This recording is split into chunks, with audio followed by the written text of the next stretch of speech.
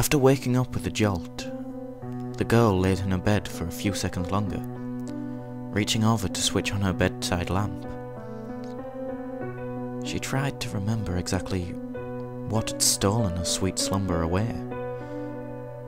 When she couldn't, the brunette swung her legs over the side of the bed and heaved herself up.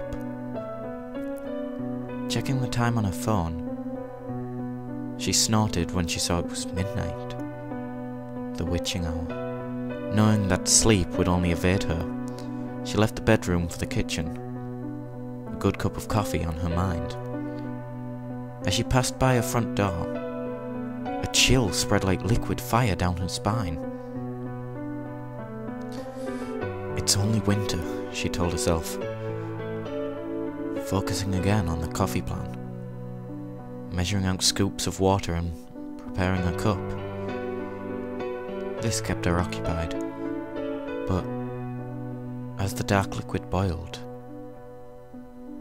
she had nothing left to keep her mind from wandering. That chill returned, and she couldn't help but glance behind her to the front door. It stood there, innocently enough, just like always. The deadbolt was still in place, and she could see nothing amiss with it. Turning back to her coffee, she did her best to forget about the feeling. With her cup in hand, she started back towards her bedroom. As she walked by the front door, she decided that a quick glance out the peephole would help calm her restless mind. With each step, the chill worsened. She took towards the door and further away from the safety of her warm blankets. She pressed her empty hand against the cold metal door and took a deep breath before leading her eye to the peephole. At first, she could only see an inky blackness, and somehow it seemed to swirl in itself. When she blinked in surprise, the void melted away. She wished it hadn't. In its place, there stood what she could only guess was once a man. The limbs were long and inhumanly awkward, with bulky joints branching off into several arms, similar to the branches of a tree. The creature was draped in a black suit, somehow making the thing more nightmarish to her. The icing on the proverbial cake, however, was what passed as the hellish thing's face. It was as though her mind had blurred the ghastly visage to spare herself from further shock and horror.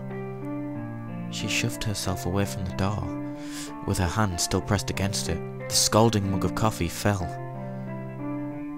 the liquid burning her bare legs as she fell backwards and tried to crawl away from the door.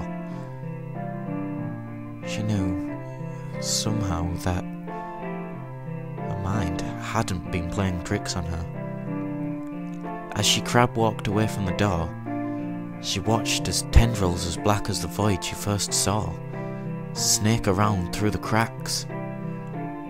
The girl was trapped between the instinct of fleeing and the gut feeling of not to turn her back on the door. When the door jolted, the urge to flee overcame her, and she slipped in the burning liquid as she tried to make it back to her room.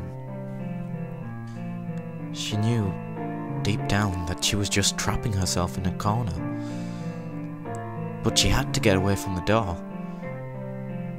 The girl was halfway down the hallway when she heard the previously locked door creak open. She screamed and slipped into a wall, cracking her chin on it and stunning her. After that, there was only blackness. Nicole? A warm, male voice voice snapped the woman out of her trance. As she turned around, she was met by one of her sister's doctors. She nodded, not sure if she should say anything, or even if she could find her voice if she did have something to say. That morning, she had gotten an urgent phone call from the hospital, saying that her sister Lindsay was there.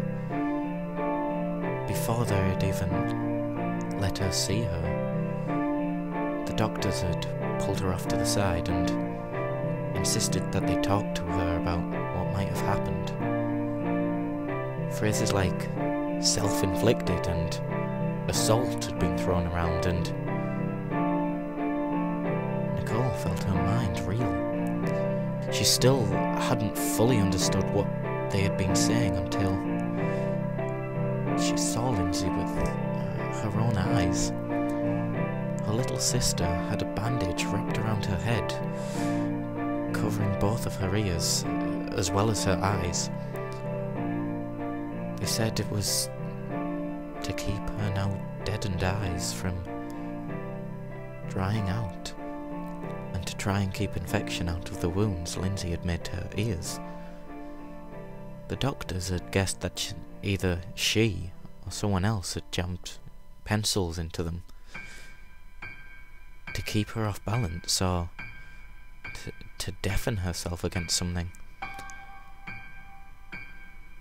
There was the mix of first and second degree burns on her hands, legs and feet, which was assumed to be the coffee her neighbours found slipped all over the entry to her apartment.